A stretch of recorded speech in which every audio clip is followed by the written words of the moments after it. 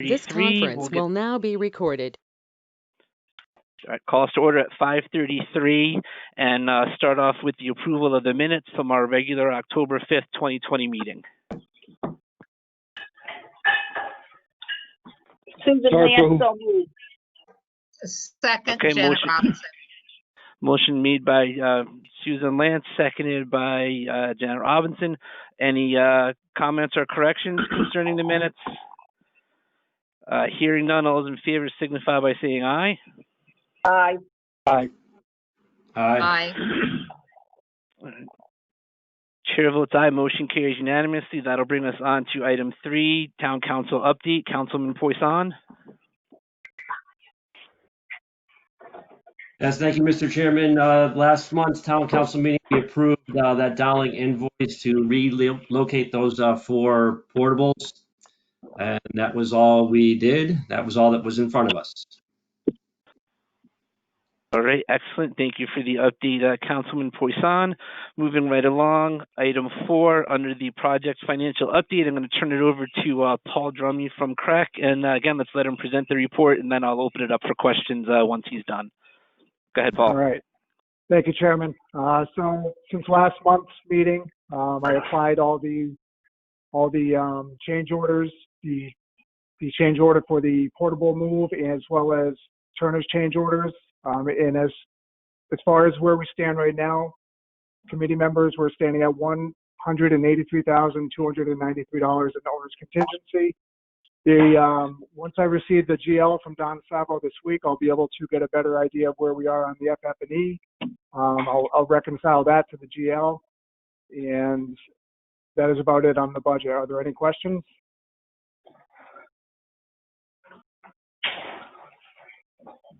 All right, no questions on the budget. We'll move along to item 5, which is the Turner change orders. Tim, I'll turn it over to you, and we'll kind of go through this as we always do. So start us off with number 276.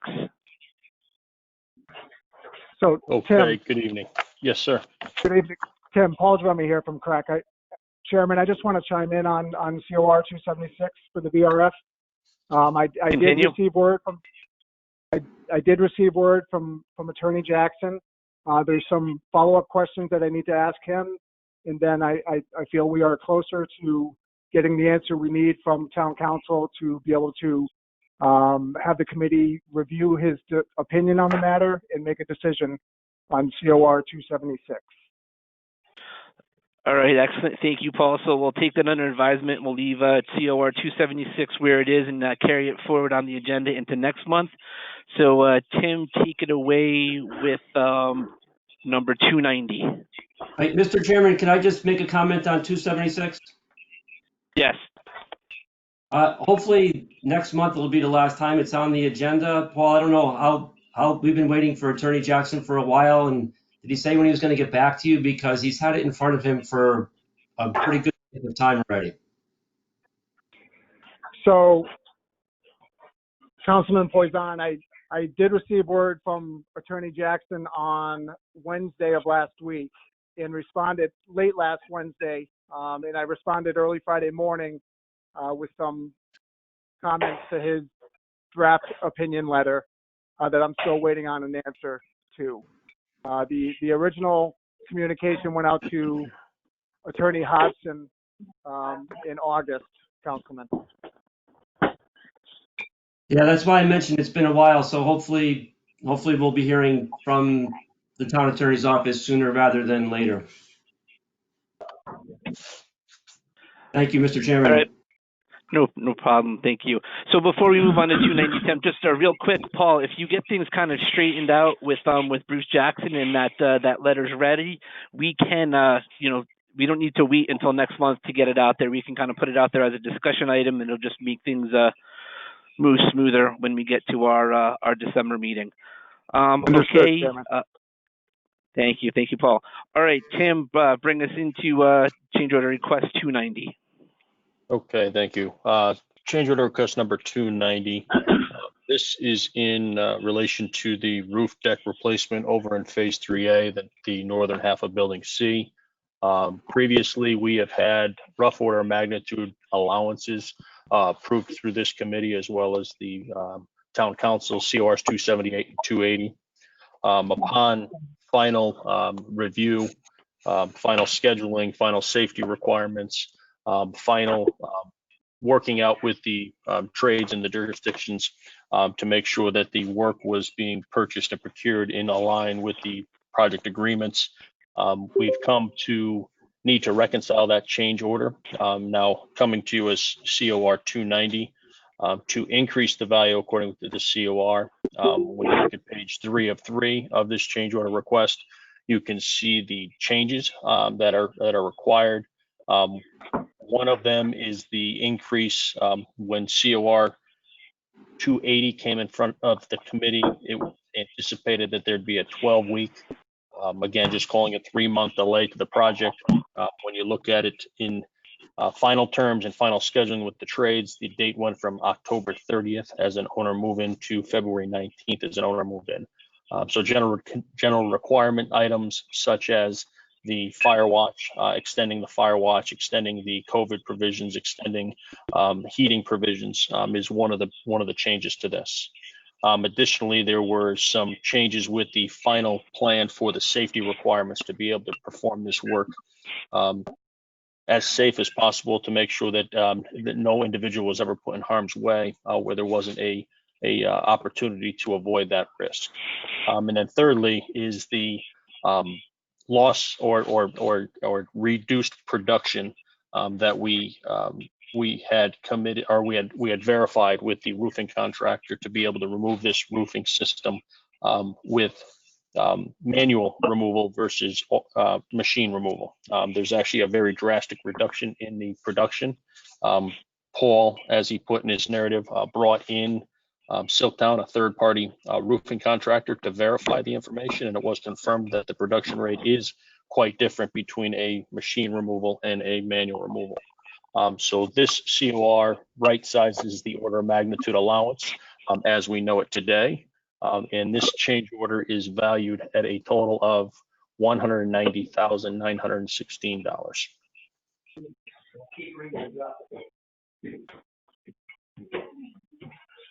All right, I'll open. Paul, I'm going to ask one question myself just before we get started. There's going to be no issues in terms of going for reimbursement for this amount based on how it's presented with the backup.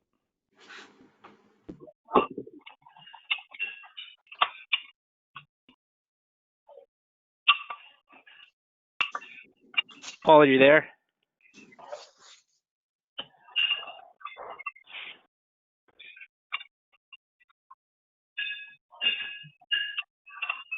Alan, if I could, while I'm not sure where Paul is, but I could speak to this is going forward again, continuing to be an allowance. All the subcontractor backup for the final tally of this, and again, we have it from SDS, Action Steel to do the deck. We have it currently from Greenwood Roofing for the deck removal and the roofing removal. So all that backup will be included in the reconciliation as we always have when we reconcile out this allowance. So you'll see all the same backup you get with each of the change orders.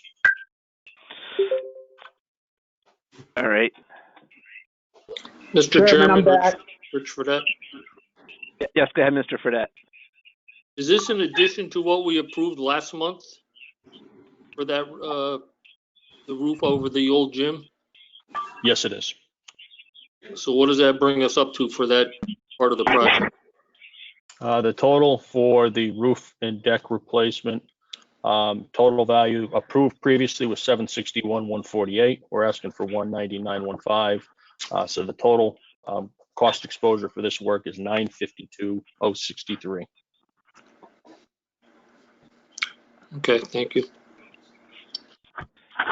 Chairman, I'm back. All right, good, Paul. The question I had for you kind of got resolved. Tim took care of it for you. Rich Fredette, if you want, as part of the backup to it on page 3 for the change order request 290 item, it kind of shows a spreadsheet. It shows the original change order request values and the actual to date estimated to finish, and kind of has it broken out across several line items, so you can see see where the changes are. Okay, thank you. All right, is there a motion to approve? Motion to approve, Bob Shalou. Second, Thank you, Susan Bob. Nance. Are there any questions, comments, concerns related to this item? All right, hearing none, all those in favor signify by saying aye. Aye. Aye. Aye. Aye. All right, chair votes aye, motion carries unanimously. Just so everybody has it for informational purposes, this is going to go on to the Building Needs Committee as well as to the Town Council as an item for authorization for expenditure. That brings us now, Tim, to change order request number 291. Okay, change order request number 291, and I have some good news for a lot of those on the call with a lot of change orders this month. The next one, COR number 291, similar to the completion of each of the previous phases. Turner has gone through our uncommitted funds that are sitting within our GMP and gone through those to be able to review them against the work that we have left to complete. With that review comes a return of funds within the GMP. And this change order specifically for allowances is to return $739,640 to the town of Stratford. Again, with the allowances, this is right sizing all the allowances and again, given the upside benefit to the town. Mr. Chairman, Rich Fredette, Yes, Mr. Fredette. before he changes his mind, motion to accept. Is there a second?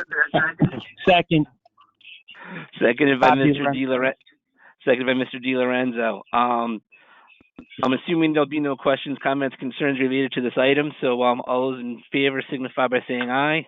Aye. Aye. Aye. And again, I'll dispense with opposition. Chair votes aye. Motion carries unanimously. Tim, take us through 292. All right, 292, even better than the last. This is, again, looking at the same thing we've done in the previous phases at our unspent contingency, our unboughts, and our general requirements that are remaining within the GMP and uncommitted. With this change order, we've gone through each one of the line items within our GMP. It's important to note, and I should have noted on the last change order, if you look at the backup, there is a sheet following the COR, which will explain and point out exactly what's remaining within the GMP if anybody is interested in that information.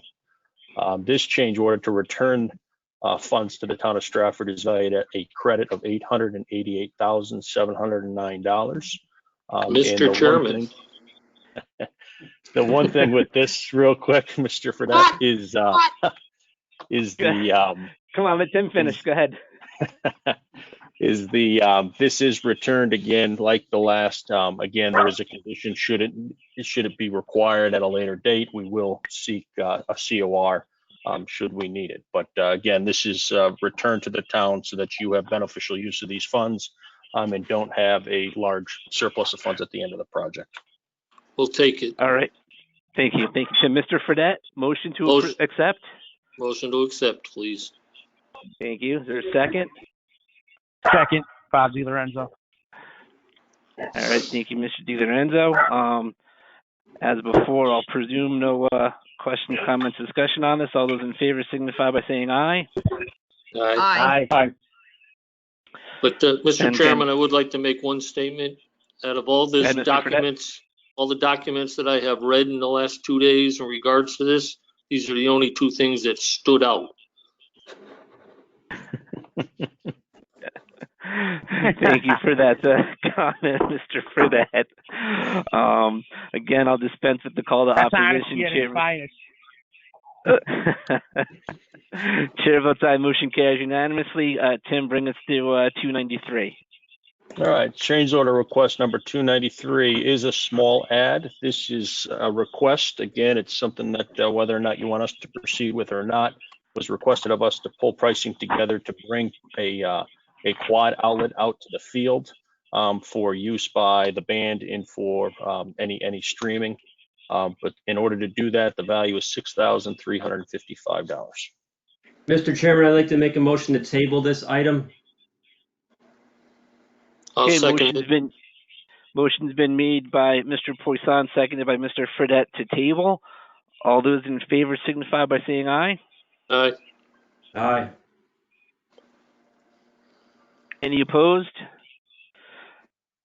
All right, hearing none, Chair also votes as motion to table, and Paul will just carry this forward for further discussion next month.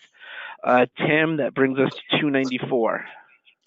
All right, change order request number 294. This is a accumulation of several iterations done on T&M of abatement, lead abatement specifically in the existing gymnasium. For those of you who recall, the orange paint on all the trusses in the high area of the existing gymnasium was all determined and tested and came back as lead containing. These tickets, as you'll see, are for areas where we needed to abate for steel for the new basketball hoops. We had to abate for the Project Adventure.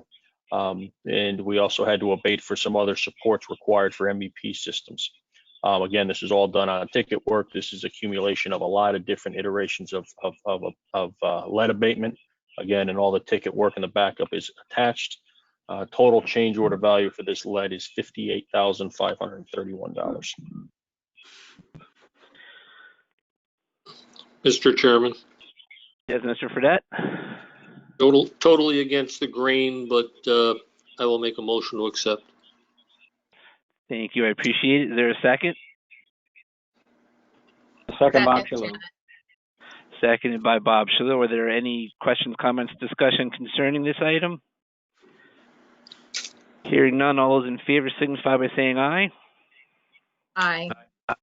Aye. Any opposed? Hearing none, chair votes aye, motion carries unanimously. And again, just for everybody's reference, this is going to go to building needs as well as to town council with a favorable recommendation for further action. Tim, 295. Okay, change order request number 295. This is a credit for the exterior building restoration. We had resurveyed and looked at some of the work that was called out in the drawings with the design team. It was determined that there were some lintels that weren't required to be replaced, as well as the brick on those north side and above the windows. So this is returning funds to the town of Stratford for $15,401. Motion to accept, Mr. Fredette.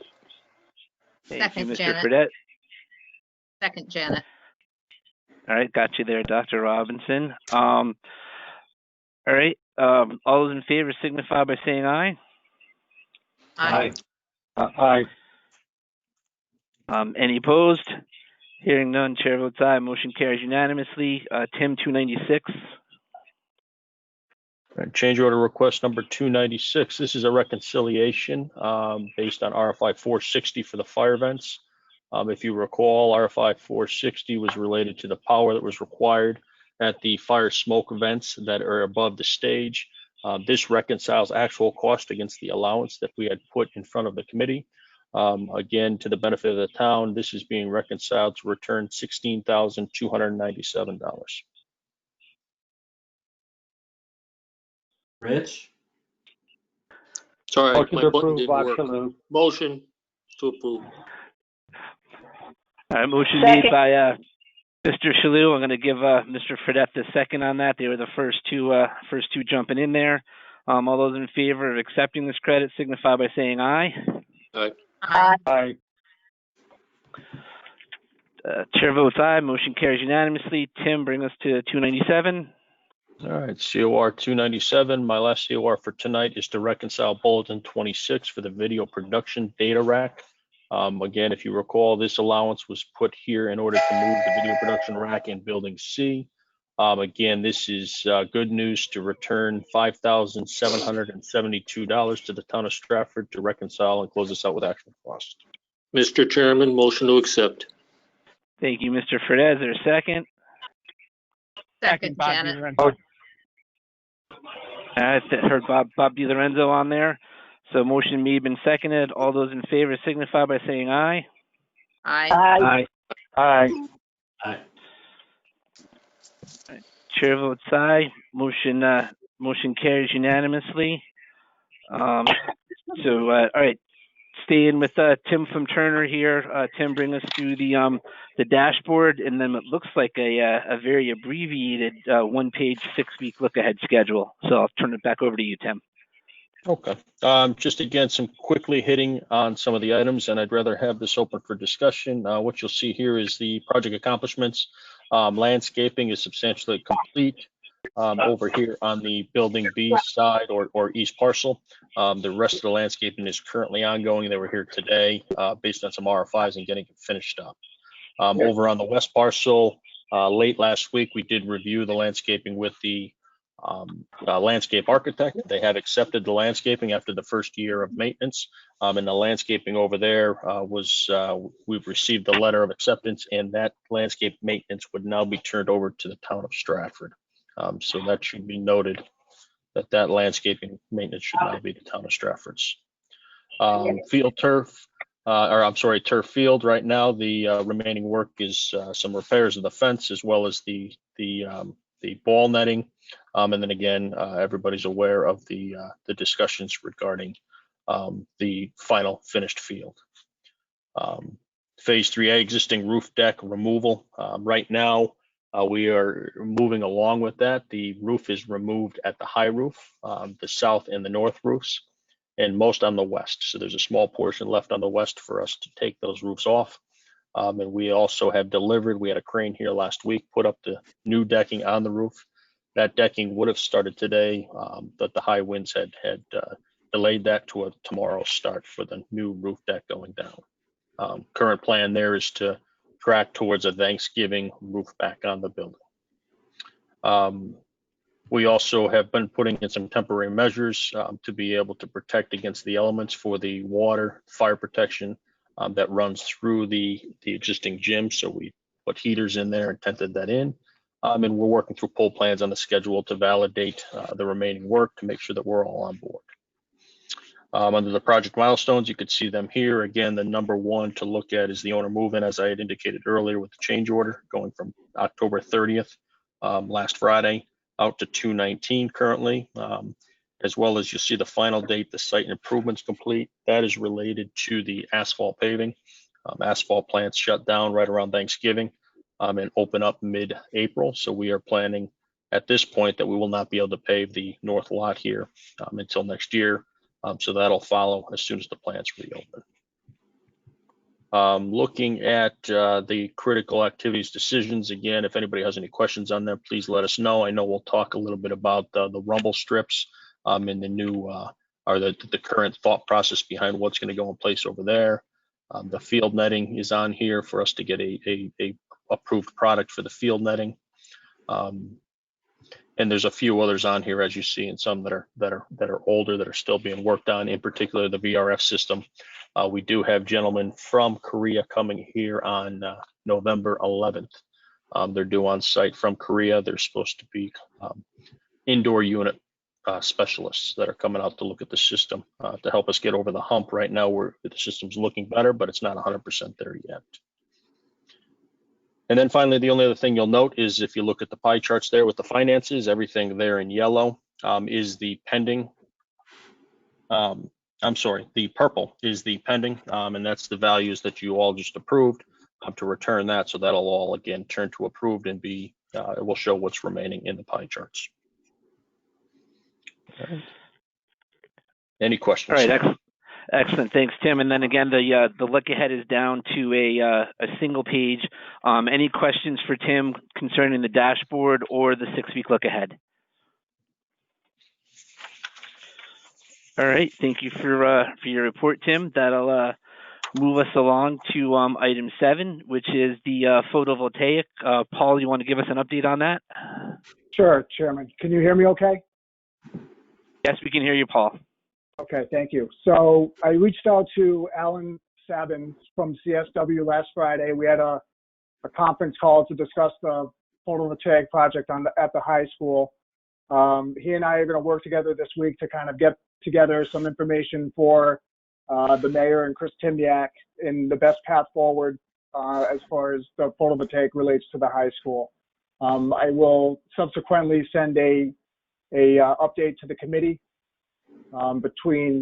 within the next week to give them an idea of where the photovoltaic is headed, Chairman. Any questions? All right, thanks for your report, Paul. Having no questions on photovoltaic. Next item is just a notification. Our next regular meeting will be December 7th at 5:30. If needed, the special meeting would be 2 weeks from today on November 16th of 2020, again at the same time at 5:30.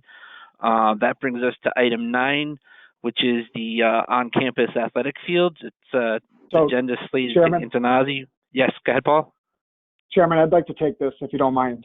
Not a problem. Go ahead.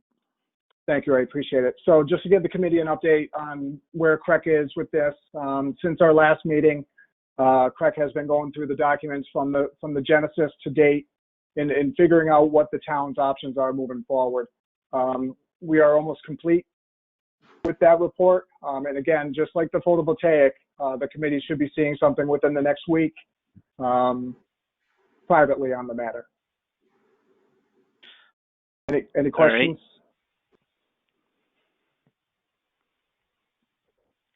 All right. Looks like there's no questions on those two items. So, Paul, we look forward to receiving your reports.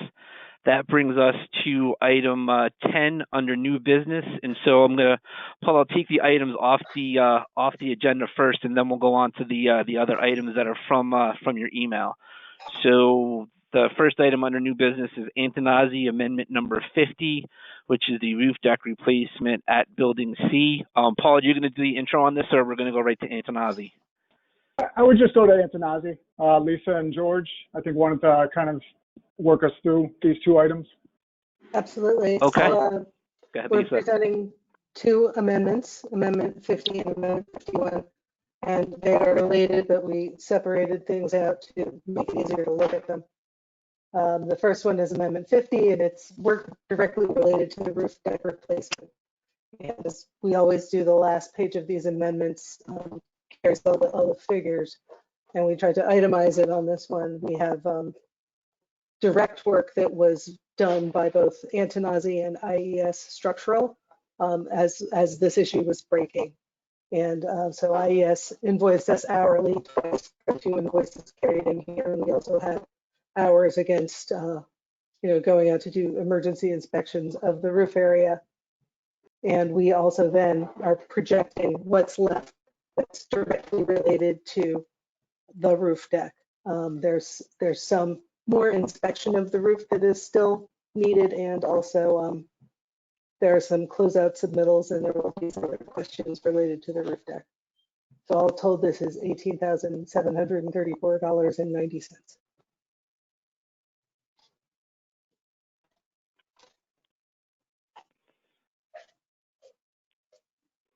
All right. Anything to add on this, George?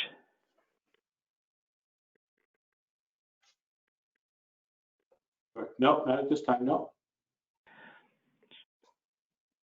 All right, Paul, just to throw this out there to kind of get ahead of the curve on these amendments. These amendments would be eligible for the 60/40 reimbursement once they're approved. They would, Chairman. It's not rework. This is work above and beyond their original scope of work. All right, just want to make sure and confirm where everything fits together here. All right, I'll entertain a motion to approve Antonazi Amendment number 50.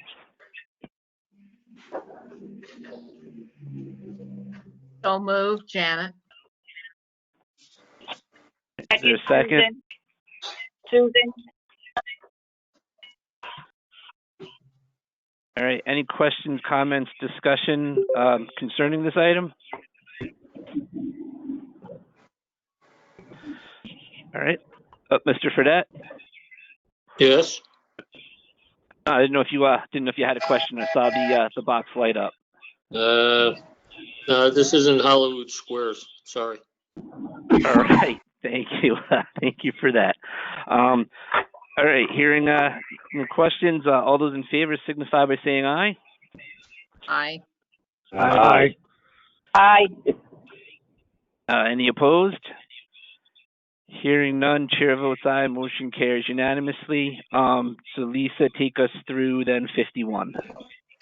Okay, so because of the roof deck replacement, as we all know, construction has been extended for approximately 16 weeks. All the work that's related to the roof deck was already presented in Amendment 50. And throughout the last however many years of construction, we've had an average monthly rate of around $30,000 for all of the trades to just do the work of the project monthly in construction administration. For this work, we looked at it differently because the overall scope of the project has not changed, but there are tasks that recur that we have to be responsible for.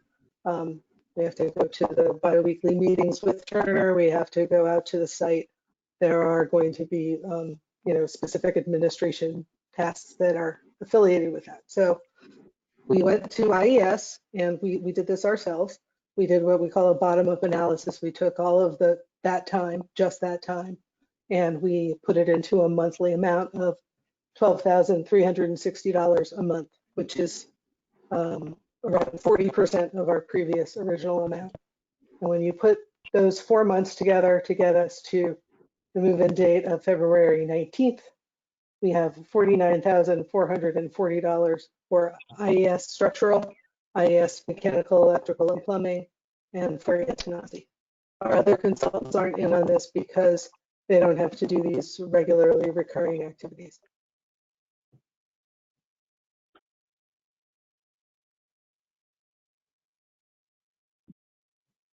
All right.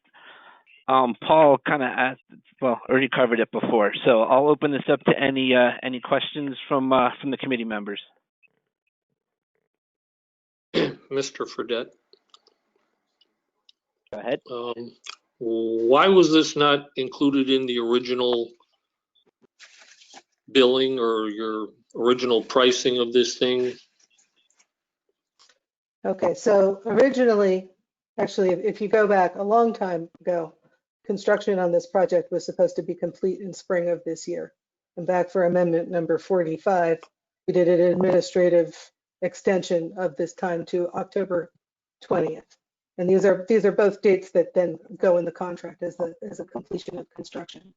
We didn't find out about this 16-week extension until the issue with the roof deck came up. And while these are not tasks that are specifically related to the roof deck, we wouldn't have to do them if we weren't going up to the site for an additional 16 weeks. Okay, this will go back to my original complaint with the original problem, that why this whole, even the problem that we're having with the old gymnasium roof should have been detected at day one, fully knowing that this is what you were going into to begin with. So now we're getting billed for something that truly is not our fault, although we bit the bullet and we are paying for it. When does it ever end? So Rich, Paul Drummond from Crack here. If I may chime in, Chairman. Sure. So I just want to, so in the very beginning of the project, we needed to hang on to a certain percentage of the old building in order to get a renovate as new status, which increases the amount of reimbursement by 10%. We got a little bit more than that. So in coordination on how this would actually work while keeping the kids in school, this section of the school was always being used by the end user. We had talked about this a little bit the first time, Mr. Fredette, and I just wanted to remind everybody that this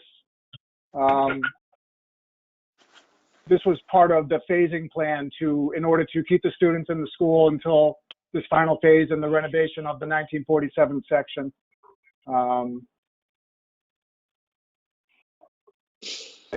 And we didn't come across any of this deterioration until we removed hard ceilings within that space. And that's when we brought this forward back in August. But you're dealing with a school that's well over 60, 70 years. Somebody had to know that there was gonna be something underneath there. We should have looked at this 3, 4 years ago.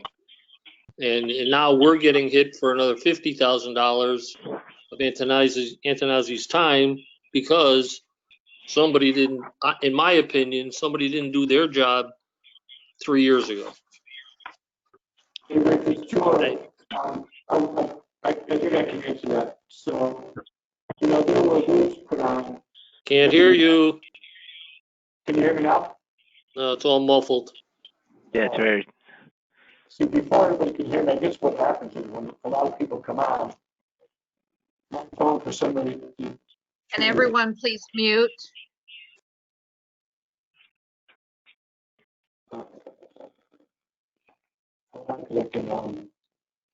So you can't hear me at all? Is that the problem?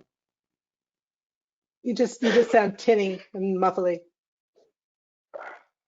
Let me try it again. All right. While we're waiting for George to dial back in, Mayor Hordick, you want to weigh in? Thank you, Alan. Thank you, Chairman. Can you hear me okay? Yep, loud and clear. So I personally don't begrudge Antonazzi for submitting this invoice because it's money due them to an issue that we had on the project, and they have provided us the service. I think the frustration for me is, and I don't know if I'm speaking for you, Rich, is that when the roof deck was determined to be faulty and needed to be replaced, and the council and the subcommittee and the committee all agreed to do the whole thing. I think at that time it would have been good if we knew the all-in nut and not have to go back piecemeal. Maybe you didn't know that at that time, and that's understandable. But maybe it would have been, in hindsight, Monday morning quarterbacking, better to have a heads up that there was going to be the design team and subcontractors invoices coming forward to deal with this, and it wasn't just going to be the $700,000 plus cost.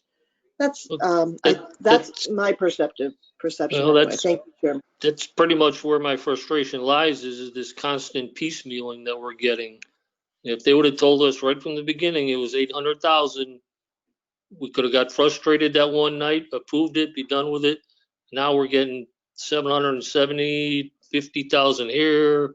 It's just. But in fairness, Rich, I don't know if they knew, and so that's what we have to ask. Well, I also think that we should have known 3 years ago that there was going to need a roof and there was going to need additional work done on that gymnasium back then.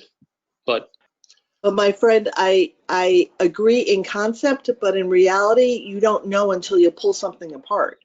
And so why would you try to bond for more money that you might not need?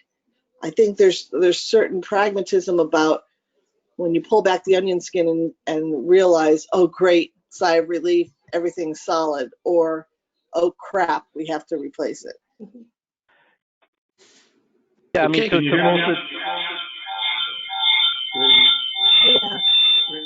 wow. Who is? Can you hear me now? Yes. Yep. Can you hear me? Can everybody hear me? Yeah, we can hear you, George. Go ahead. Is that better? So, Rich, if I can just elaborate on it a little bit. So the gym ceiling, as we all know, is 20 some odd feet in the air, and then the locker room ceilings were all hard sheetrock ceilings, as well as the main lobby. So there was no way of getting up there to do that investigative work. And I don't know exactly when now, but at the time when we were doing the project, the roof is relatively new. It doesn't go back to the era that you mentioned before. So when that roof was put on, at that point in time, whoever did that project and whoever did that roof, I would think they might have brought that to the town's attention at that time. So there was no need historically, there was no reason, I should say, historically, and or for us to be able to investigate this work. It's not until we uncovered the lobby, and that was way in the beginning, that we saw that there was some deterioration. And then as they went further, it started snowballing a little bit. And then if you can recall, there were two ways to handle moving forward. One was to sort of do it piecemeal. And if we did it piecemeal, there was the potential that the project may have cost less money.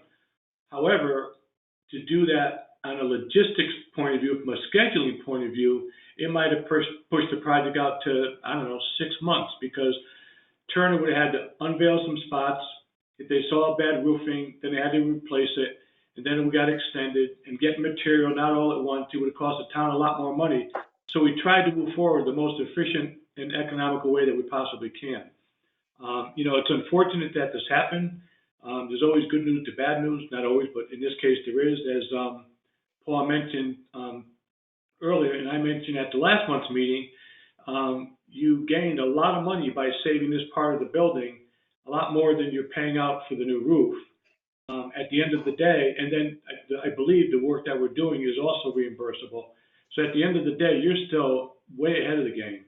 I'm not trying to use that as an excuse, just as a matter of some of the facts. But, these kinds of things happen. It was very, frankly, depressing to me, because here we are coming down a home stretch pretty smoothly, and then this happened to us. I apologize if you think it was our fault. I would certainly say it's not our fault, and all we're trying to do is be compensated because there's an extension in the construction period. Okay, thank you, George. Yeah, you're welcome. I can just add regarding the timing. We were hoping to bring this forward in front of you last month. It would not have been ready before then. There were some not last minute, but right before the last month's meeting, the schedule was massaged a little bit further. So we worked with Paul and stepped back and took another look. Mr. Chairman, it's Dan Sempt. Hey, Dan, go ahead. How you doing, Alan? No, listen, I understand George's point, and I know this is water under the bridge, but any good roofing contractor, knowing the age of this building, the majority of the guys out the decking to see if there is any deterioration. So, that's the part that's bothering me a little. If that contractor had sufficiently explored those particular areas with multiple core tests, they probably could have picked it up a long time ago. And based on, his estimates as far as overall work, that could have been determined, at an earlier point, and could have been brought to the board at that particular point as far as what was going on. Dan, do you mean could have or should have? Should have, not could have, should have. I know, listen, as a roofing contractor, the last thing you want to have is putting a new roof on a building and then find out that the decking is deteriorated, and then all of a sudden, it creates other issues for that particular contractor. That's the part that bothers me. Yeah, Dan, thank you for your insight and input. As a roofing professional, I understand that we're talking about situations that you're in every day. And then to the mayor's and Rich Fredette's point, I will definitely take this as a lesson learned. And the next time I'm in a situation where I'm on a town project and we're doing construction or renovation, that involves destructive testing, which this project did. Do destructive testing going back 4 years, I'm definitely going to take advantage of resources and do some more, more proving of a roof and understand existing conditions. The last thing I ever want to do is come across a building where we get late stage like this and find out that our roof decking isn't positively attached to the, to the substructure below. But, again, I know that this wasn't the most accessible spot, like George was saying. We had high roofs, 20-foot high, sheetrock ceilings. But now that this has happened, as I've found with a lot of the Stratford buildings and Stratford projects, once you come across something in one building, you're more likely going to find it in a future, in a future project. Anybody else have any questions or comments for Lisa or George? Go ahead, Ken Poisson. Yeah, I'd like to follow up with what Rich said and what Danny just said. Can Can Tim or Lisa or Paul or somebody explain why the roofing contractor didn't do all those probes? They weren't asked to, Ken, at the end of the day, as part of the original construction documents, it was basically strip off all the existing roofing and insulation, bring it up to code from an insulation point of view, properly pitch it, and then put on new roofing. So it was not part of the I'll say RP when Turner's put out the bid. But even along with that, Ken, as we mentioned way back when this whole thing first erupted, it's not wholesale across the whole deck. And I think even if the probes were done, there's a chance that we could have missed it, or if we saw it, we might not have thought it was to the order of magnitude that it was. And again, when I was up there, because I went to that initial meeting, if you all recall, this sort of happened on a weekend, so we had an emergency meeting that following Monday. And when I went out there, I was looking up at the deck above the lobby, and there was rust. But, it wasn't, if you looked at it with your eye, it didn't look like it was insurmountable. And then we went over to the girls' locker room, and the same thing was there. It was not till we went over to the boys' locker room, and then we went up on the roof that you can actually see that there was a penetration because of the rust. But it was only one isolated part. So, when we were sitting there strategizing with Turner, again, we could have looked at this piecemeal and went piece by piece, and maybe you wouldn't have had to replace the entire roof. At the end of the day, that could have cost you a lot more money and definitely would cost you a lot more time. So we all thought and made a recommendation to the town that we felt it was better because of a couple of reasons. Number one, we can reduce the schedule. Number two, you are getting paid by the state of Connecticut for the majority of it. So why not just give you a brand new roof on all four of these locations? So now from this point forward, all of your roofs on this entire school are all brand new. And that seemed like a much smarter way to go in lieu of trying to do it piecemeal and trying to find little spots here and there. I don't think we ever would have unveiled that. We never came to the conclusion to redo this entire roof if that was done. And if we did, it could have been a mistake just as we are now. I hope that's clear. All right. Councilman Poisson, are you all set? Yes, thank you. Thank you, Councilman. All right. Any last call for any questions, comments concerning this issue? I'll entertain a motion to approve. Motion to approve, Janet. A second by Shalou. Seconded by Mr. Shalou. All right, last call, everyone. Hearing none, all those in favor signify by saying aye. Aye. Aye. Any opposed? Hearing none, chair votes aye. Motion carries unanimously. On to the next item in the agenda under new business is the commemorative plaque.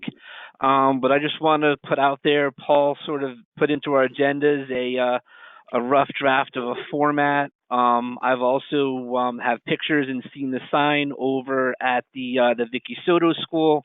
So what I'd like for everybody to do is kind of take a look at this format and maybe get some recommendations or comments over to myself and Paul.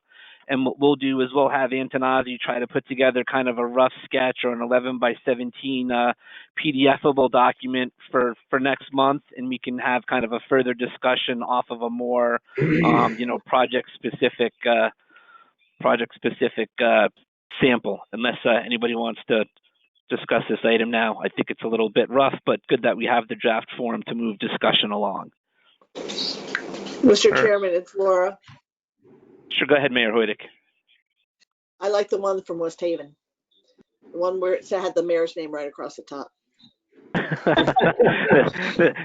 the Soto School plaque also has the mayor's name front and center up at the top. So no, really, I'm really just kidding, but I just wanted to make us laugh about something. No worries. Point taken. Wait, wasn't Mayor Harkins the mayor when this project started, so his name would be at the top? There It should be was, enough and room up my at the top husband, for a left and Now, right. who finished it? Who finished it? You are a troublemaker. Right, we know who likes the history book. we do You have have a my little bit of a Bulldog. debate at our house, you guys, because Paul was on the council when the project started and approved the original project, so he thinks he should be on it too.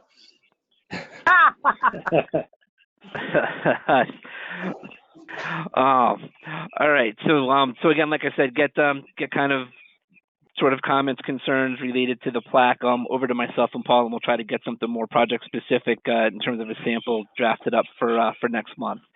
That brings us to item 4, King Street crosswalk safety measures. Paul, are you going to go straight into Antonaz, or you want to lead in on this one? Yeah, we can go straight to Lisa, if you don't mind, Okay, Lisa. I don't take mind it at away. all. And John Casey, since you're here, feel free to jump in with your thoughts on this because you've been helping us with this. So our original drawings for Stratford High School show incised, so cut out rumble strips on King Street. We have them on each side of the approach to the crosswalk, the bridge area. One right around the property line and one 300 feet outside the property line. So these rumble strips are 24 feet long. So they're designed, the spacing is designed to slow down a car that's going 40 miles an hour. And in talking about this with John, we decided to bring it in front of your traffic authority because it is a public road. And also we had some concerns, John had some concerns about noise complaints from the neighbors, especially south on King Street. And so we've been looking at a couple of different options. We also looked at on, what's the name of the school, George? Signal Lane. There's a traffic table that you have at another school nearby. Second Hill Lane. Second Hill Lane. Thank you. And we also considered something like that as a physical measure to slow the traffic. And we do like the idea of a physical measure. When we went in front of the traffic authority, and also John, we were looking at this, we started to look at traffic signs. So you put a traffic sign on either side of the crosswalk next to the bridge. You hit a button, the lights flash, and then you can cross. So there has to be one on each side so that you can hit it from each side. And also there would be solar powered, so we wouldn't have to connect back into the building power. And we were tabled at the traffic authority. They meet again, I believe it's on November 19th. So we'd like to go back to them and wrap this up. If we don't do the rumble strips, we think, and if you were to do, say, the crosswalk signs, because I think that's the most serious other option, it's probably going to be a net add. I sent Jen a quick email. I know she's been looking at pricing versus the rumble strips versus the traffic signs. I think the signs are around $7,000 each, but by the time you add it all together and you dig the posts and you do the reinforcing, it will be probably over 25,000 by itself, but that's without taking out the rumble strips. So this is really an item for discussion. We wanted to know what you think. Mr. Chairman, if I can add. Good. Yep. Go ahead, George, and then I'm going to ask for some input from John Casey. But go ahead, George. Yeah. So just so that everybody on the committee and associated with the project is aware, when we were doing the design for the project, part of the the luxury of having your architect being a local person, I know how fast cars, and I think Ken can probably vouch for this as well. I don't know if Jack's on the line or not, but cars go up and down that street pretty quickly. And when we knew we were going to have the potential of kids crossing the street, students, I should say, crossing the street, possibly more so than they did before, because before it was just for gym class. Now it might go to get to the car and other reasons. We felt that it was going to be very necessary to slow the cars down. So I proposed to do the rumble strips because, as we all know, when you're on 95 and you hear those rumble strips, you're slowing down before you get to the toll booths. There's no doubt.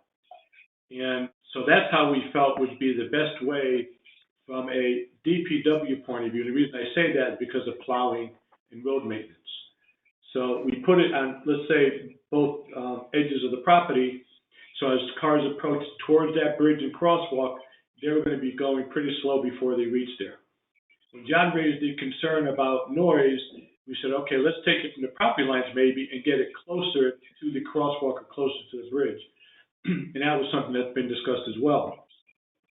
When there was still some pushback on that, I had mentioned and asked Lisa to bring it up at the meeting she spoke of.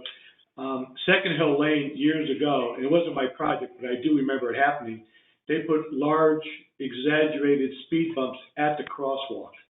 And it's doing the same thing. It's slowing the cars down because there you have an elementary school and you have kids crossing during the day to go to school.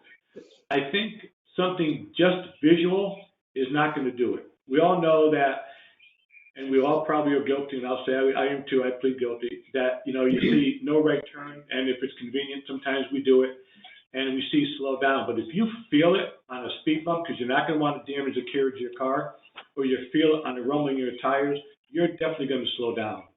If we wanted to do the signage in addition to, I would agree with that, but to do signage in lieu of one of those solutions, I think would be a safety mistake.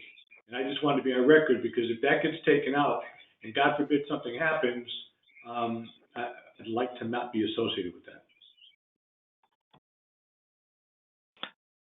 Okay, thanks for that, George. Chairman? Mr. Yes, go ahead, Mayor Hoydick. Thank you. So I was very involved in the Second Hill Lane and Chapel Street projects when those elementary schools were being done. And to George's point, Second Hill Lane's decorative rumble strip, if that's what you want to call it, because it also has the brick face on the top of it, is really very, very effective. And I think that it's something that we should consider in addition to signage. And then one last thing, I just want to intercede, Mr. Chairman. Dawn Sabo, our finance director, is on the line, and she would like to speak to the subcommittee about how the money is directed back to the town. So maybe at some point before the meeting adjourns, you could recognize her. Thank you. Yeah, I will definitely work Dawn in kind of at the tail end of the new business here. Thank you, Mayor Hoydick. So, Paul, just in case it was missed, Mr. Chairman, so the rumble strips are in the project as we speak. So there's no added. We're not talking about a change order here. We're just talking about implementation of design. Okay, thank you, George.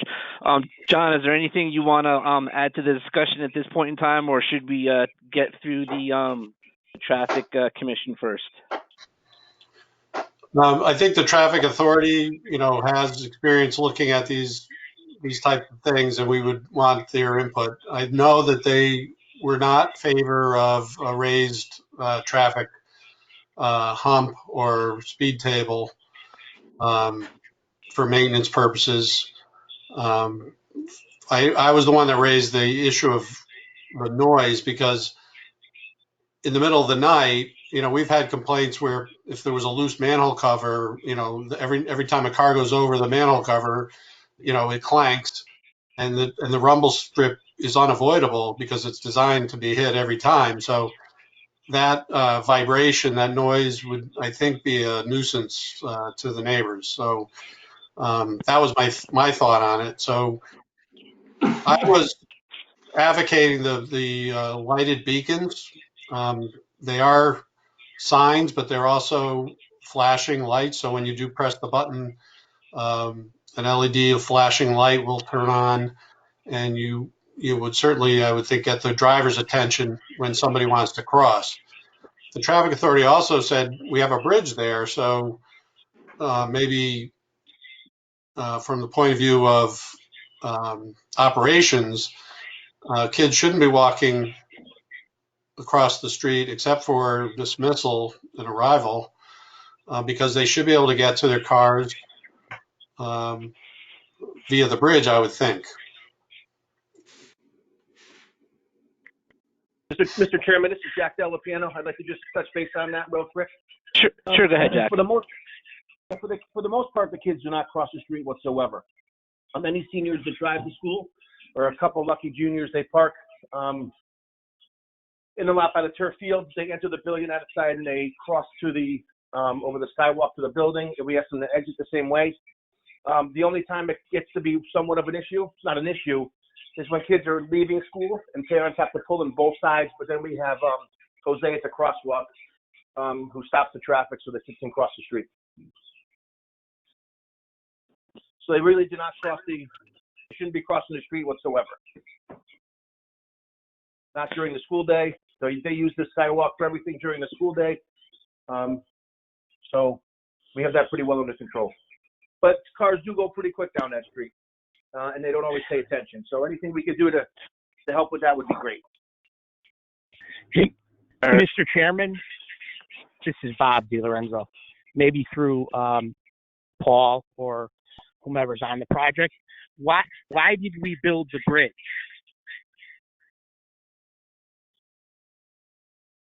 We built the bridge because during the day in inclement weather, we need to get from the academic side of the building to the more art side of the building and gymnastics. So the way to have total enclosure, that was the only way unless we did a tunnel. Also for security, you come into the building in the morning and you don't leave the building until the end of the day. You use the bridge to cross the street. Yeah. Bob, just so you're aware, early on in the project, we actually looked at and entertained the idea of closing King Street, and then the bridge would have been kind of at grade ground level. Gotcha. So I guess to kind of wrap up with this, we're going to kind of and get further feedback from the from the traffic authority and go through that process. So any last questions on the crosswalk? Well, one last thing, Alan, is if the bridge is, for safety, then let's just make sure the kids are using it for safety. Yep, exactly. I think that's kind of what Jack's point was. And then the other thing that I think will be good is to get input from the traffic authority relative to also how the town intends to use the project, nights, weekends, over the summer when it's not just a student building. Councilman Poisson, looked like you had something to add to this discussion. Yeah, I was just going to follow up on what Bob said first, but he just kind of clarified it. I think what Bob was saying is like, why did we build a bridge? I think what he meant was maybe it's not being used enough. That the kids should be using the bridge, as much as possible, like Jack just said. So maybe it's a little bit of, we have to really ensure that the kids are using the bridge as much as possible and not crossing the street to lower the chance of something happening, like George just said. And then these extra safety measures that we do would just kind of fix the people that do have to cross the street, that there would be a safety measure in place. Is that what you were getting at, George? Yes, exactly. Again, for the same reason they did at Second Lane. Look, we can never anticipate when students or adults or whatever are going to do something wrong, right? And again, when the school is on one side of the street, it wasn't as much of a concern because when I went out for gym class, they went out as a group and they all crossed the street at the same time. Now you don't have that, and we all want to say we can control them, but you can't. And I just, we just felt it was this is kind of opposite of the whole group deck, right? So this here, we want to make sure that we got, safety requirements in it to make sure as much as we can that nothing happens to any of the students. That's all. Alan, Susan. Maybe a little more public awareness that now that there is two buildings active one on each side of the street, that there is an entrance and an exit on each side, and that would lower the chances of kids going out a door on one side just across the street to the other side. Yeah, I would agree with that. Hold on, Susan Lee. 1 second. I'll acknowledge you. Alan? Yep, go ahead, Susan. Okay, last year my husband and I went to quite a few volleyball games. It was extremely dangerous at night to cross from one side of King Street to the other side where the parking was last year. And that's where I'm afraid there's going to be something happening. Because I think we have a lot of precautions during the daytime, but I think at night, especially with the field there. So I personally really like the idea of what they have at Second Lane because I think that really works. Alan, this is Janet. I just want to remind people that we have a wonderful auditorium going in. and there's going to be performances, and adults will be coming in at night. They'll park in that parking lot and will probably cross at times. And I think we need to be aware that we need to be prepared to, not just for students, but for the community at large. I agree. Exactly. So we'll let the traffic authority take a look at this. The traffic authority has looked at this, and maybe again, John can help me with their conclusions so far were to come back and talk to you about it. So I want to prevent us from getting caught in a multi-committee feedback loop. But I believe and John, correct me if I'm wrong, their preference was to start with the traffic light and move on from there if something was needed. And that's not entirely what I've been hearing tonight. Is there something that the committee would like us to go back to the traffic authority with next month? Mr. Chairman, it's Laura again. Go ahead, Mayor Hoydick. If you don't mind, let me work with the traffic authority with Chief McNeil and Chris Timniak and the new director of Public Works, Renee Serra. That sounds like a great idea. I think those are all people that have the towns, the community, students' best interest at heart. I thank you for your offer. You're welcome.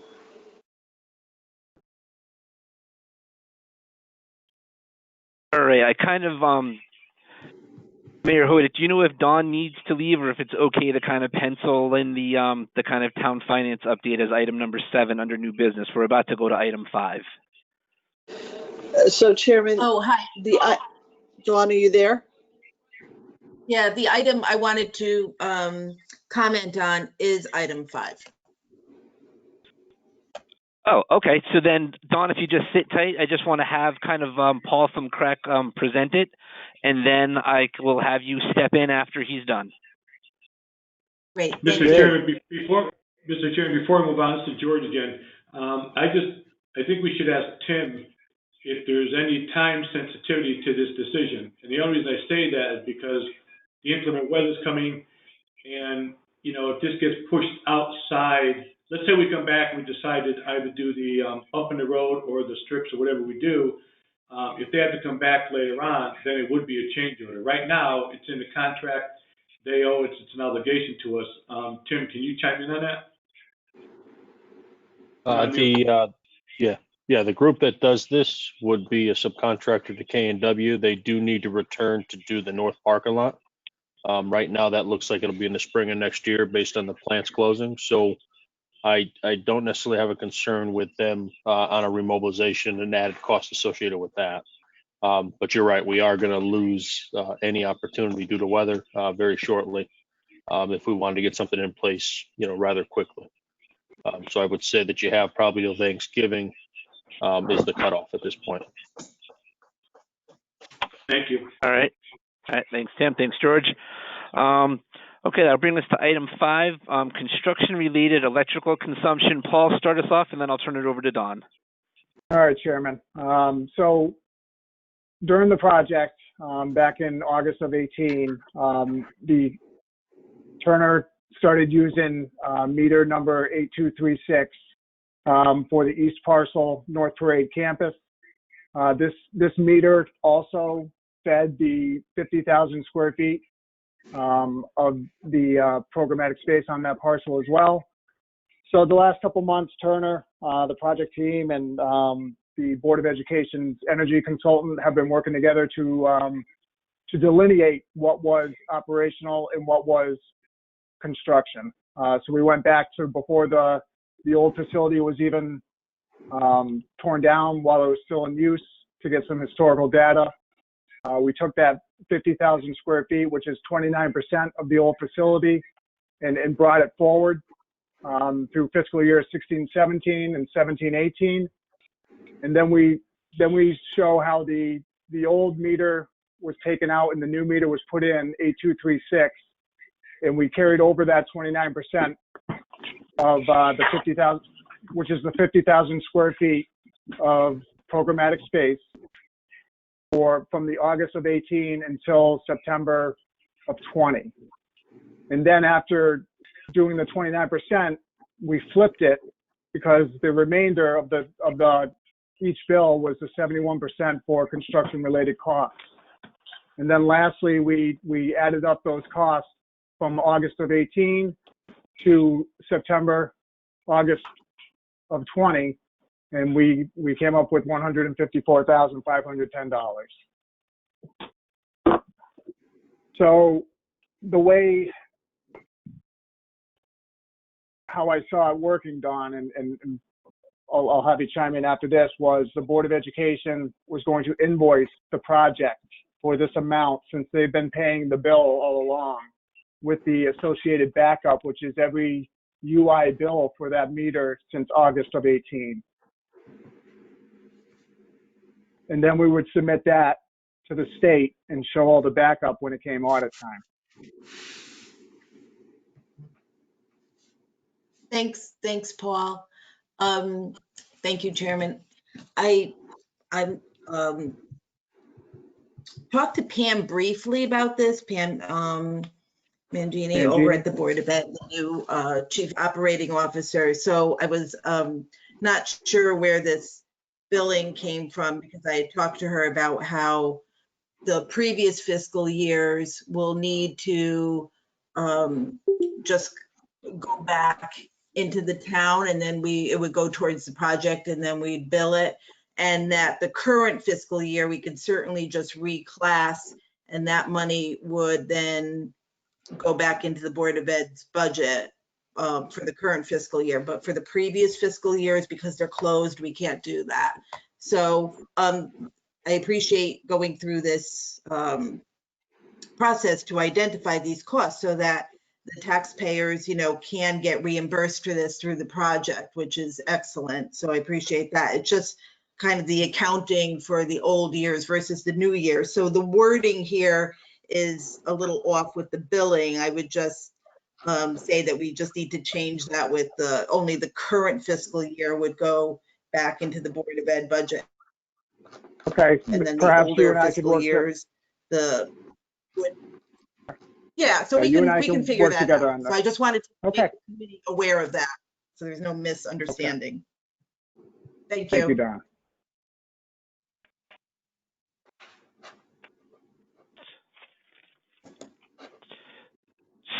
So Paul, just to kind of summarize where we're at this point. So the 154,510 number won't change, but it seems like you're going to break it up into two pieces. One is going to be current year billing for 2020, and the other piece will be prior year billing. But again, the total will be the same. So I think three different, we'll break it down into three parts, Alan. It looks like 18, 19, 19, 20, and then 2021. I'll work with Don to do that. But the amount will remain the same. The total, I mean. Okay.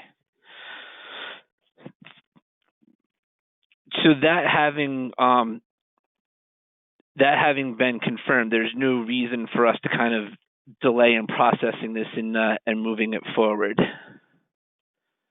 I don't think so, Chairman. But so are you gonna cut this amount off though at like as of the end of October 2020? Mr. Chairman, this is Dawn again. Yep, I just wanted to be clear that that the way it's worded was that Stratford Board of Ed is going to invoice, and I didn't want it to give the impression that that money is going to go back into their budget. I just wanted to be clear on that. So it would only be the current fiscal year portion that is going, I would be applying back to their budget, that's all. And the rest of it would go back into the project budget for the town, on the town's books. So I just wanted to be clear on that and not give the impression that the Board of Ed is getting an increase of 154, 510, 69 cents into their current year budget, that's all. Understood, Don. Thank you for that. Thanks.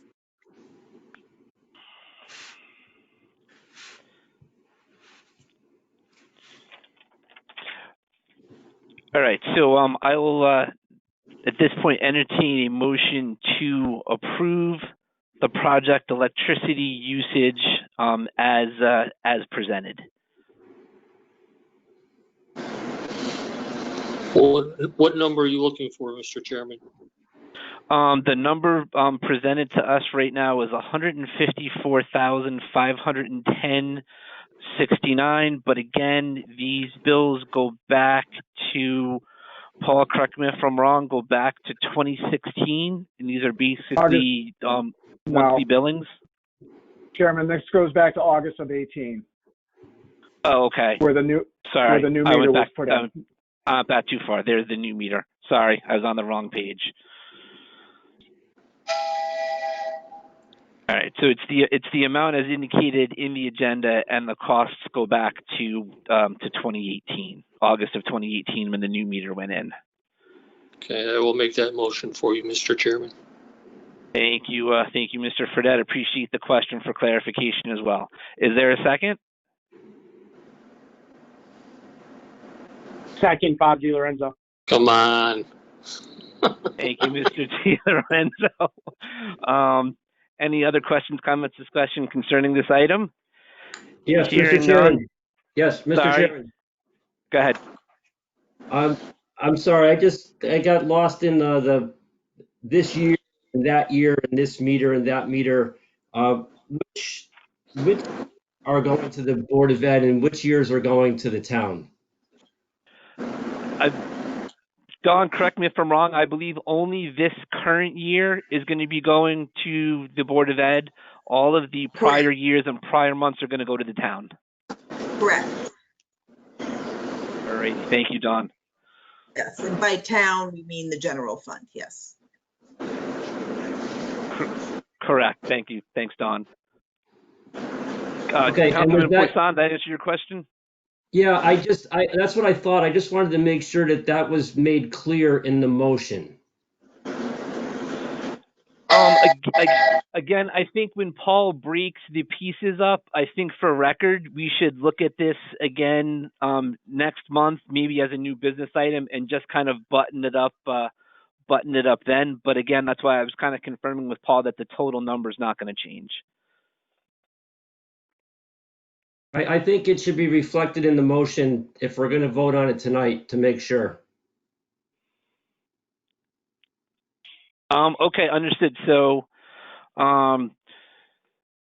the acceptance of this with favorable recommendation, we won't have the amounts known, but it will be understood that the costs for the current budget year are going to be reimbursed to the Board of Education, and for budget years prior, those costs are going to be reimbursed to the town's general fund.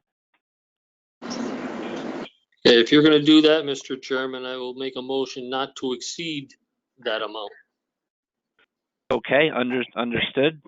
Thank you, Mr. Fredette. Mr. DiLorenzo, are you accepting of the changes? Yes, sir.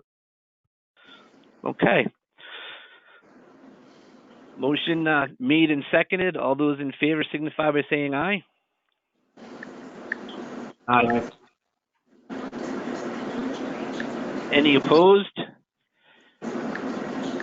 Hearing none, chair votes aye. Motion carries unanimously. And then, Paul, you want to take us through the red thread item here? Sure. So this is for the mobile lecterns that all the teachers have in their classrooms. I say all, but that is not accurate. So there's 5 more teachers that need these mobile lecters in order to use in their classrooms. And Jack Delapiano reached out to me and asked to bring this forward for committee consideration. Jack, do you have anything to add?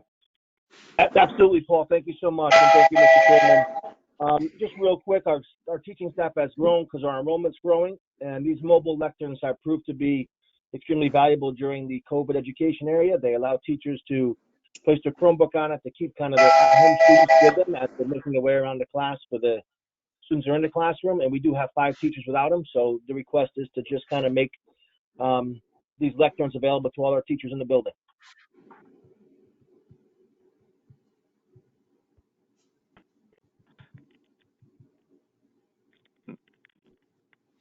All right. Thank you for that, Principal Delapiano. Are there any other questions, comments, concerns in regard to this item?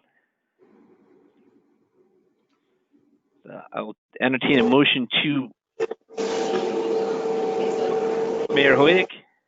Yeah. So I'm sorry, I'm trying to follow what the cost of this is. Oh, the cost of this is $8,807.30, and it's for 5 mobile lecture carts. Okay, thank you, Chairman. You're welcome. You're welcome, Is this Mayor. something we need to? Is this something we need to determine now? So I think the longer it takes to make a determination, the longer it's going to, hamper some teachers from doing some of the ideas they have in their classroom. I think COVID is hampering all of us for doing whatever we want to do anywhere. Exactly, but these have proven to help, Mayor Hoydick.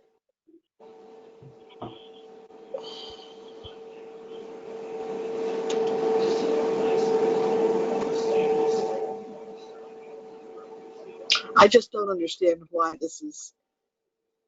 Were these items part of the original FF&E? Well, let me ask Lisa and Georgia. Is this part of the original FF&E? Yes, I believe there were 93 of them that were purchased as part of the original FF&E. But again, the teaching staff has grown by about 5 teachers. That's the extra 5 we're looking for. So I'm actually at the phase 3 plans. I know there are at least 4 more coming for those classrooms, but I presume that they're going to have teachers in them also, so I don't know if that helps. And we didn't come through with a list of missing areas. I don't have enough background to comment more fully on it.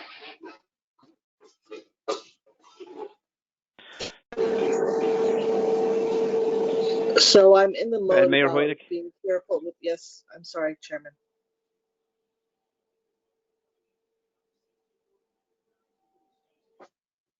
That's okay. I'm sorry. Go ahead, Mayor Hoydick.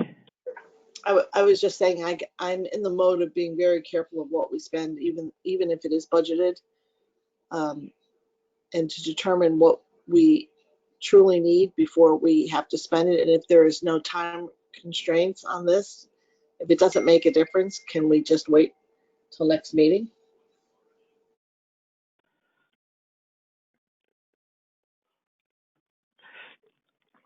Yeah, I don't have an issue with that, and just getting kind of to the point where we're at before, where we were talking about doing additions to add-ons.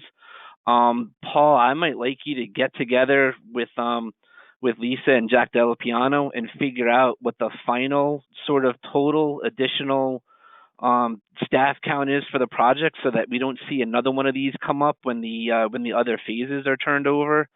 If it's a must-have item for each staff member or cart for each educational classroom, I think it'd be a better idea to get these taken care of in one shot than do 2 or 3 separate change orders as these come in.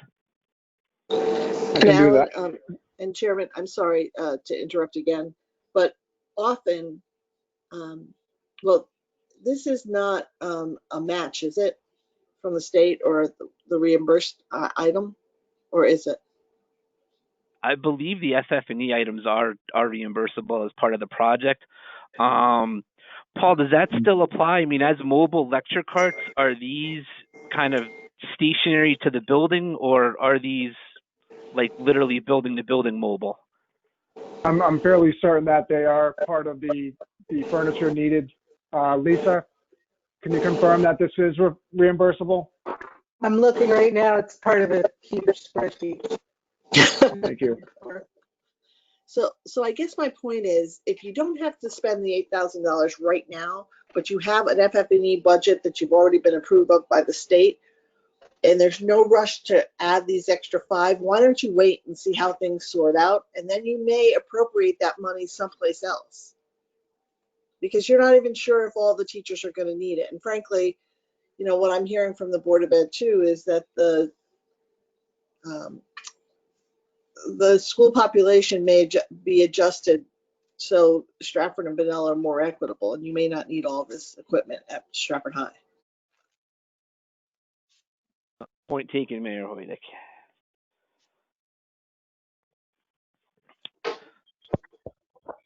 If I could just make one comment, Mayor, right now we are pretty equitable between the two high schools. So I don't think this population is going to change at Stratford High School. So I dug up my spreadsheet. This is in B category for classroom furniture, which was entirely eligible when we went through Epiphany. Entirely eligible, Lisa, and in the budget.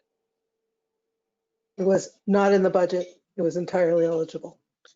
Okay, there we go. Since we had the other 93, yes. Right, okay, exactly.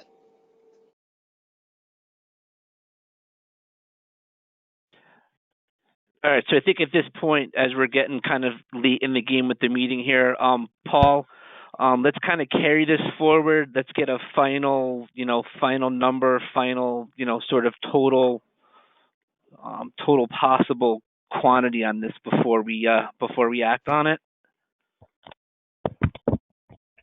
Yes, agreed, Chairman. All right, thank you. And then staying with you, Paul. Under item 6, 216, the King Street update. So and that was supposed to be 7. Thank you, Chairman. So just to give the committee an update of our neighbor to the south of the field, the David Trombetta of Sound Shore Holdings, the gentleman that allowed us to cut down his trees on the town's dime, has come forward with a couple more requests and is asking for the town to repave a portion of his driveway with the feeling that it was damaged due to the fact that we went on his property and cut down some trees. So this is just an update. I just wanted to let the committee know where I am with this, and I am going to go back and push back a little bit on that, a lot of it actually, and see where he comes out on the other side. Right now, there are a few spots that were damaged from the tree removal, which warrant maybe the DPW coming in and paving a patch here and there, but certainly not the whole driveway.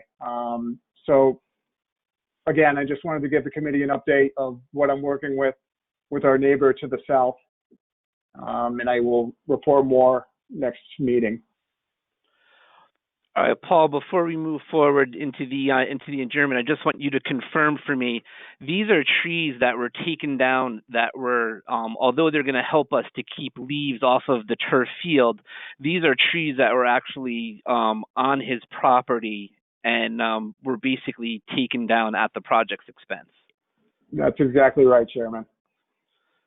Okay, I just wanted to clarify that. So while patching as a courtesy is something we could entertain, doing a replacement or a full sectional replacement is another conversation altogether. Mr. Chairman, Stan Senft. So yes, do we know for a fact that the driveway was damaged by our town? Or was this in disrepair prior to these trees even being taken down? Dan, it was in disrepair before any of these trees being taken down happened.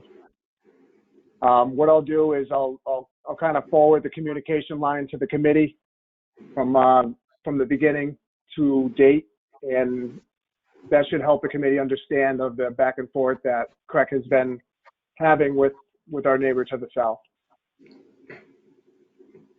Mr. Chairman. Go ahead, Councilman Poisson first, and then Mayor Hoydick. Tim, do we have any before and after photos of that driveway? I would have to look through our files to see if we had anything like that. I'm not positive, Ken, but I can take a look and review what we have on our record. I've been over there with Paul on several occasions. Again, the driveway was in very rough shape. Tree roots were, again, pushing the driveway up. It was cracked in many locations.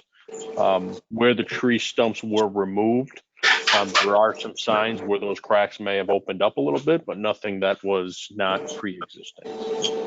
And again, that was, I don't see any reason that the contractor, the tree company, did any further damage to the trees, in my opinion. To the driveway, in my opinion. Yeah, I agree. I've been driving by that driveway for most of my life, and there's big ruts in it and everything else. And he has some big equipment in his backyard there. I agree with Tim. But if we had some visual evidence, maybe that would just help our cause. Well, we also have the trash truck that goes in his driveway once a week to empty the dumpster. We have a picture of that. All right, excellent, Paul. Mayor Hoydick. Yes, thank you, Chairman. I would just encourage whoever's going to discuss this with the property owner that they include Chris Timniak in the discussion, because he has some strong opinions on this as well. I will. Thank you for that. Thank you, Mayor. Anything further, Councilman Poisson? Are you set? All right. Item 11 here. I'll entertain a motion to adjourn. So moved. By Mr. Fredette. Is there a second? Second. All right. Motion been made and seconded. All those in favor of adjournment signify by saying aye. Aye. Aye. All right. We are chair votes aye. Motion carries unanimously. We are off the clock at 7:05. This conference will now be recorded. Hey, I'm going to call the Building Needs Committee of November 2nd, 2020 to order at 7:07 p.m. Ken Poisson, 6th District Councilman and Chairman of the Building Needs Committee. The next item is the approval of minutes from our October meeting. I'll take a motion to approve. So moved. Bob DiLorenzo. Second, Ron Ticky. Any discussion? Hearing none. All those in favor? Aye. Aye. Any opposed? Chair votes aye. Motion carries unanimously. Item 3 is ongoing items. 3A is Board of Ed. A1 is Stratford High. Mr. Llewellyn. Thank you, Chairman Poisson. As always, high school meeting met before the Building Needs Committee. As always, I thank many of the members of the Building Needs Committee who were on for the high school session. It does help to move things along quicker. Project is making headway. Also coming down to to the completion of a lot of the work for Phase B, 2B, and 3A. The entire 6-week look-ahead schedule now fits on a single page. So we're looking good as far as that's concerned. There were, as always happens with the project, with us being in the renovation stage, there was a fair amount of change order activity. So without the delay, I'm going to kind of move forward into those change order items. The first item was Turner change request number 290. This was with regards to some costs that have been added to the current ongoing decking replacement. There's enhanced safety procedures that need to be followed. There was some trade buyout that had to be done in accordance with how the entire project's been run. And there was also some loss of production. So I would recommend that we send this to Town Council with favorable recommendation in the amount of $190,916. Okay, is there a second? Dan Senft, I'll second. And is there any discussion? As Alan mentioned, everybody was on for the Stratford High call, which is very helpful. Hearing none. All those in favor? Aye. Aye. Any opposed? The chair votes aye. Motion carries unanimously. Next.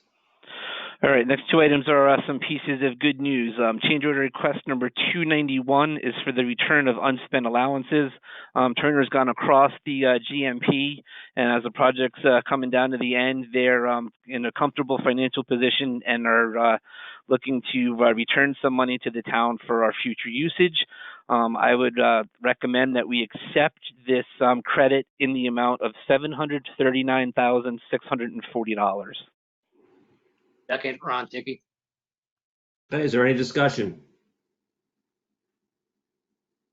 Hearing none. All those in favor? Aye. Aye. Opposed? The chair votes aye. Motion carries unanimously. And next. Change order request number 292. This is the return of unspent general requirements money and other sort of monies that were allocated into trade contracts that will not be needed by Turner. These are also being returned to the town for our use on the project. I would recommend that we accept this credit in the amount of $888,709. Second, Lom Nugent. Okay, is there any discussion? Hearing none. All those in favor? Aye. Aye. Aye. Opposed? The chair votes aye. Motion carries unanimously. Next. 293, this is to add a quad outlet to provide power at the synthetic turf athletic field. This will be used in order to have the area have streaming capabilities predominantly. Alan, this was tabled, wasn't it? What's that? Wasn't this motion tabled? Yes, Yes, sorry, it I was. believe it was. Okay, forget that. Sorry about that, folks. Number 294. This is for additional lead paint removal in the existing gym. There were orange trusses that were up in the roof area. This is to do the lead paint removal from them. I would move that we send this to town council with a favorable recommendation in the amount of $58,531. Second, Ron Dickey. Okay, is there any discussion? Hearing none. All those in favor? Aye. Aye. Aye. Opposed? Chair votes aye. Motion carries unanimously. Next.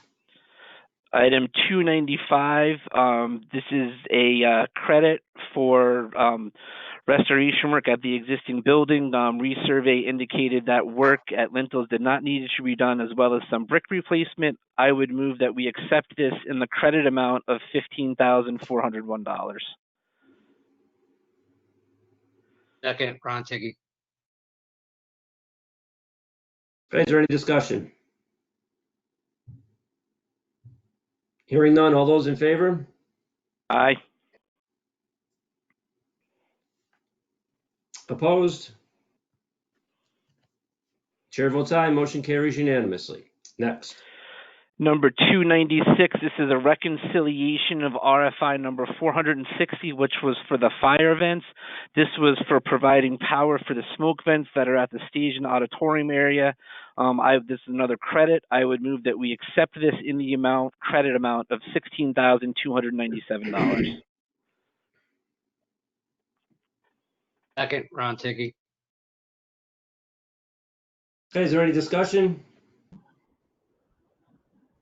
Hearing none. All those in favor? Aye. Aye. Opposed? Chair votes aye. Motion carries unanimously. Next. Number 297, this is another reconciliation. This one's from bulletin number 26 for the video racks. It's another credit. I would move that we accept this in the credit amount of $5,772. Second, Dan. Nugent, second. Okay, any discussion?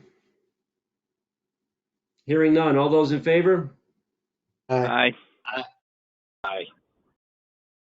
Any opposed? Chair votes aye, motion carries unanimously. Next. Okay, our next item is not a Turner item. It's an Antonazzi amendment number 50. This is for extended costs specific to the sort of the engineering and review of the roof deck replacement. I would move that we accept this cost in the amount of $18,734.90.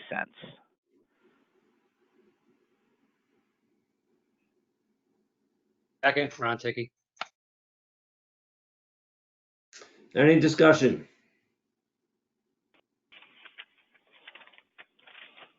Hearing none. All those in favor? Aye. Aye. Any opposed? Chair votes aye, motion carries unanimously. Next. Next item, anti-Nazi amendment number 51.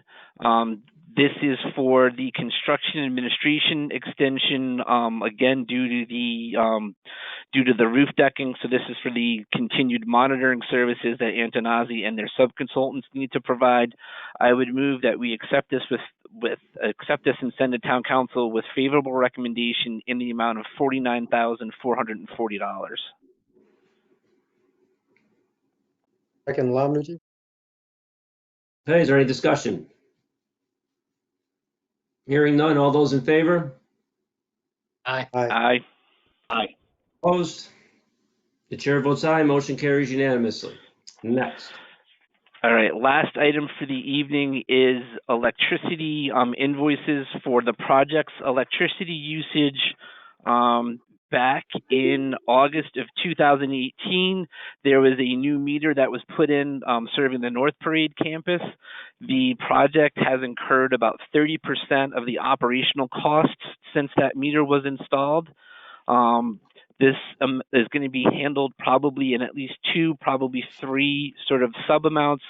The costs from this work for this current year are going to get returned to the Board of Ed. The costs for prior years are going to be put into the town's general fund. Again, this should all be noted up in the minutes, and a lot of you heard it if you were here for the subcommittee meeting. But I would move that we send this to town council with favorable recommendation and a not to exceed amount of $154,510.69. Second, Ron Ticky. Okay, is there any discussion? Hearing none, all those in favor? Aye. Aye. Aye. Any opposed? The chair votes aye, motion carries unanimously. Thank you very much, Mr. Llewellyn. Thank you, Mr. Chairman. Okay, item A2 is open work orders, open Board of Ed work orders, which as always, email to us ahead of time. Does anybody have any questions for Rich if he's on the call, or Danny?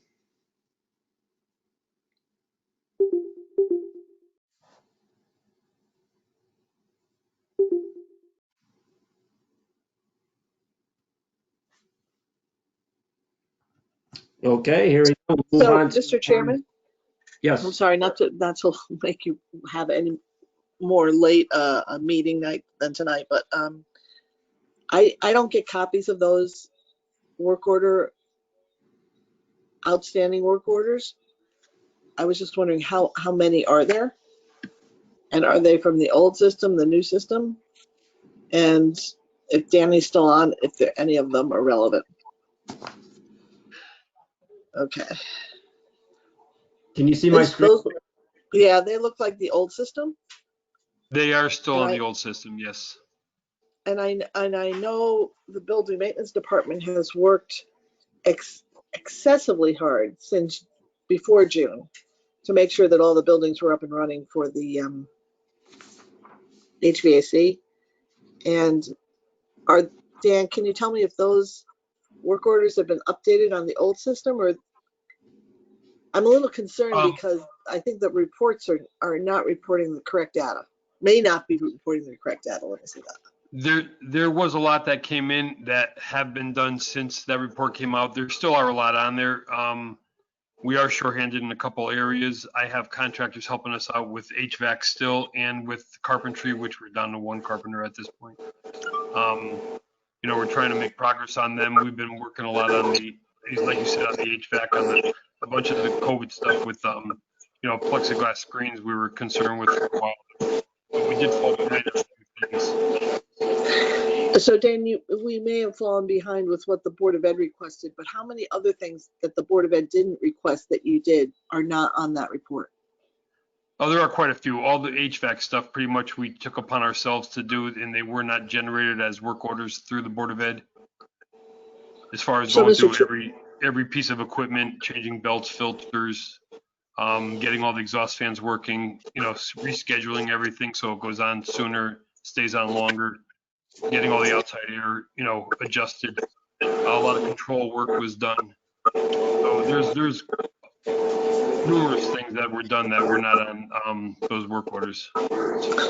So I think, Mr. Chairman, so you have a full picture of exactly what building maintenance has been doing in concert with the Board of Ed. I would love for Dan and the new Public Works Director, Renee Sarah, to craft a report of what they've done since June for you, and then the outstanding work orders on the old system that have already been taken care of, because the picture is not a true picture. I feel the picture is not a true picture. To nobody's fault, but I think you as the council should have an idea of, you've invested in a second Public Works building maintenance crew. They have been working nonstop on top of pulling in contractors to make sure that our buildings were safe for the school district. So if you don't mind, I'd like to have that. Madam Mayor, I totally agree with you, and Danny can confirm what I'm about to say, that almost every meeting since COVID started, at least one of us has thanked him and the crew and Public Works and everybody else for all the work that they've done. He mentioned all the HVAC and the belts and the filters and all the calls that just get taken care of. Like a call comes in the morning and it's done in the afternoon and it doesn't show up on the report. So we absolutely agree with what you're saying. But it's been mentioned. Thank you, Ken. It has. Thank you, Chairman. And then Dan, I don't know if is this is the town ones? Is this the old system or the new system? The town ones are on the new system. Okay. Where are you getting those reports from, Ken? Do you know? The Rich Ruggerio's office emails them to Aileen every month, and Danny's office emails them to Aileen every month, about a week prior to our meeting. Okay. Yeah, maybe we should touch base with Rich and get the right report to the committee. Sure. I'll do that tomorrow. Amongst the 50,000 other things that you have to do tomorrow. That's all right. We'll fit it in. Okay, thank you, Madam Mayor.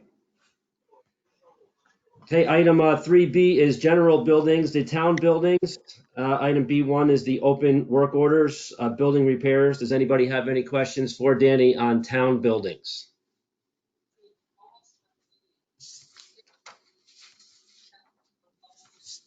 Danny, I'll go first.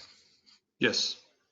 I noticed a couple of things on the list, and I know that you've mentioned sometimes this happens periodically too, that stuff comes into Public Works or into your department and it just gets up on the wrong list.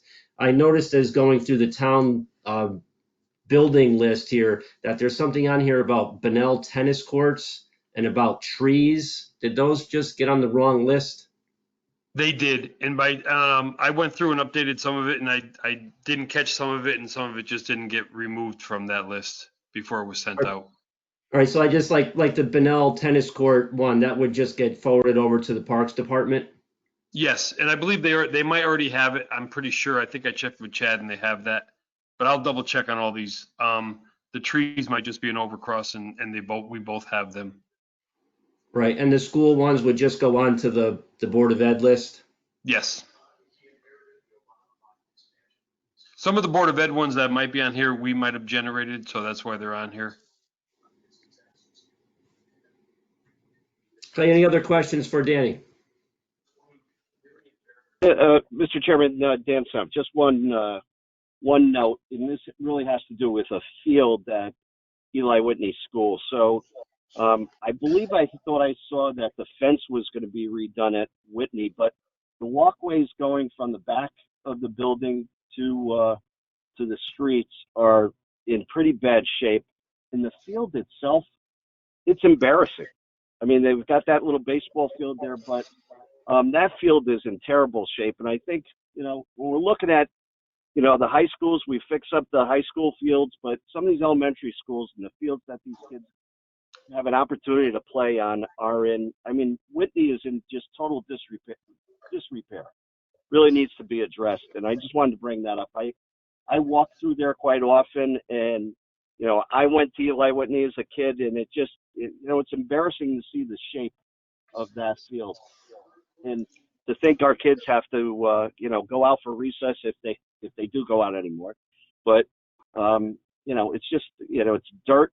There's hardly any grass left on it, and it's just in real bad shape. The bleachers that are set up there, they're falling apart. Just, it's embarrassing to look at. Dan, you should bring this up also at the monthly Parks and Rec meeting. Well, you as a councilman, I wanted to bring that up to you so you could hear that one also. Right. No, I totally agree. And the Parks and Rec meeting, I'm also on that committee. Bill O'Brien is the chairman, and that meets the first Thursday of the month at 6 o'clock. If you wanted to send Bill O'Brien, the chairman, a little note. I will. Thanks, Ken. And I will mention it to Chad so we could take a look at it. But Dan, was there anything? Was the fence supposed to be redone this year or next year? Was that I'm not sure. I know there was talk, as far as I know, there was talk about the bleachers and work being done in the field. I don't know where it stands right now. I'd have to talk to Chad about that. Okay. So, Mr. Chairman, the the building construction at Whitney was ongoing, and usually the maintenance to the fields and the landscaping, et cetera, is done after the project is done. So I think that's what the plan is. Yeah, Mr. Chairman, if I could just add, this is Bob DiLorenzo. Yep. Yeah, going along with what Coach Danny said, one of the real big safety factors there at Eli, and I only know because my son happens to go there, is really the walkway, the pathway to the walkway from the in back of the building on and around the corner to the back. I know that's really being looked at. It's in the works, but that's a really there are a lot of cracks there, some holes. I mean, we know the buildings get old and so forth, but I would definitely look at that. So through you, Mr. Chair, as you know, Bob, that the requests come from the Board of Education for capital or improvement. And if the Board of Education or the school, Stratford Public Schools, didn't identify this as a project, it may not have appeared on CIP. Just like what we're going through at Bunnell right now with the floors, etc.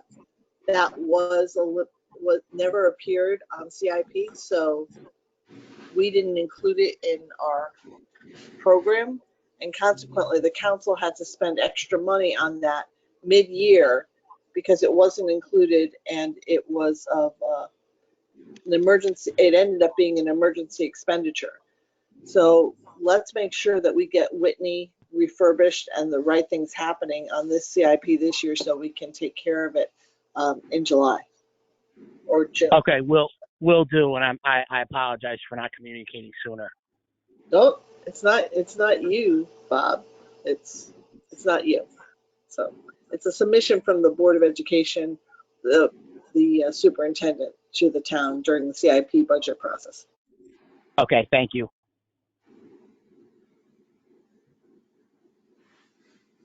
So Bob, like the mayor said, that would be a good time to make sure that if you or other members of the Board of Ed know that, there's a crack in a sidewalk here, there's a fence falling apart over there at any of the schools, to make sure that it's on the list that gets forwarded over to the council for CIP. Okay, great. I will do. Thank you. Okay, item B2 is Booth Park. Dan, is there any updates on Booth Park? We are doing some more work in the dance hall. Since it's not really rented out, we're gonna paint. We're gonna change light fixtures. We're gonna remove the old cabinetry in the kitchen area. I'll replace it with stainless steel shelving and sinks, just to update it a little bit. We did the bathrooms over and painted, so that's like the last stage. And it was mentioned at the Public Works meeting earlier this evening that some work was also done at the pavilions. Yes, Pavilion 1, the old pavilion was torn down, and we're looking into doing some retaining walls and getting that up to shape down there also. I have pricing coming in for a new roof on the wood pavilion that's there. Okay, anything else for Danny on town buildings? All right, Danny, as always, thank you very much. Thanks, Ken. Item 4 is new business. Does anybody have any new business for the committee?